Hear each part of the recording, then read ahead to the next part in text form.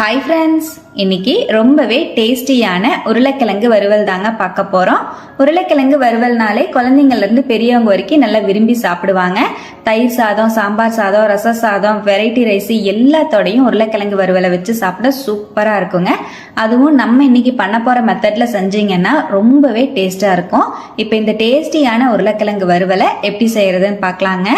நான் ஒரு 2 பெரிய சைஸ் உருளைக்கிழங்க கியூப்ஸா கட் பண்ணி நல்லா வாஷ் பண்ணிட்டு தண்ணியில போட்டு வச்சிருக்கேங்க. கொஞ்சமா உப்பு சேர்த்து வச்சிருக்கேன், உருளைக்கிழங்கு கருக்காம இருக்கிறக்காக. 2 வாட்டி கழுவி எடுத்துட்டீங்கன்னா உருளைக்கிழங்குல இருக்கிற ஸ்டார்ச் எல்லாம் போயிட்டு நல்லா உருளைக்கிழங்கு கருக்காம இருக்கும். இப்ப இருக்கட்டும். உருளைக்கிழங்கு வறுவல் செய்யறதுக்கு ஃபர்ஸ்ட் நம்ம ஒரு மசால் பொடி ரெடி பண்ணிக்கணும். அதுக்காக பேன்ல 1 டீஸ்பூன் ஜீரகம், 1 டீஸ்பூன் குருமிளகு, 1 டேபிள் ஸ்பூன் கொத்தமல்லி விதை சேர்த்துக்கலாம். நல்லா ட்ரையா ரோஸ்ட் பண்ணிக்கலாங்க.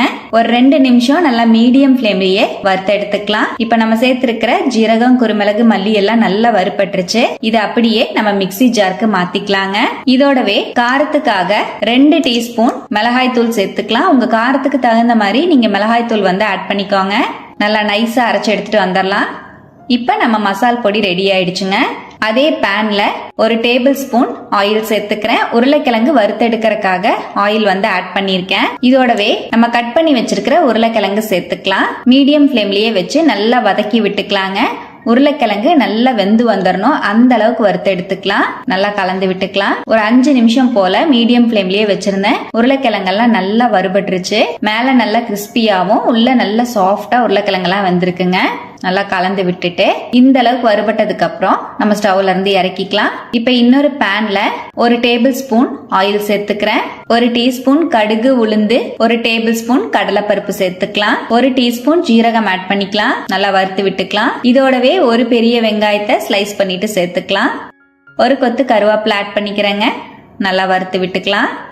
வெங்காயம் நல்லா டிரான்ஸ்பரண்ட் ஆனதுக்கு அப்புறம் நம்ம வறுத்து வச்சிருக்கிற உருளைக்கிழங்கு சேர்த்துக்கலாங்க. நல்லா மிக்ஸ் பண்ணிட்டு இதோடவே உருளைக்கிழங்குக்கு தேவையான அளவுக்கு உப்பு சேர்த்துக்கலாம். 1 டீஸ்பூன் சால்ட் ஆட் பண்ணிக்கிறேன். நம்ம வறுத்து ரெடி பண்ணி வச்சிருக்கிற மசால் பொடி ஆட் பண்ணிக்கலாம். நல்லா கலந்து விட்டுறலாம். மீடியம் ஃபிளேம்லயே ஒரு 2 நிமிஷம் போல நல்லா கலந்து விட்டுக்கலாங்க. மசால் பொடி சேர்த்து நல்லா கலந்துட்டேன். இந்த டைமிங்ல 4-5 பூண்டை நல்லா தட்டிட்டு சேர்த்துக்கலாம். பூண்டோட பச்சை வாசத்தோட உருளைக்கிழங்கு சாப்பிடும் போது டேஸ்ட் ரொம்ப நல்லா இருக்கும். உங்களுக்கு இந்த மாதிரி ரா ஸ்மெல் பிடிக்காதுன்னா நீங்க வெங்காயம் வதக்கும் போதே பூண்டையும் சேர்த்துக்கோங்க. இப்ப பூண்டை சேர்த்து 1 நிமிஷம் போல நல்லா கலந்து விட்டுட்டேன்.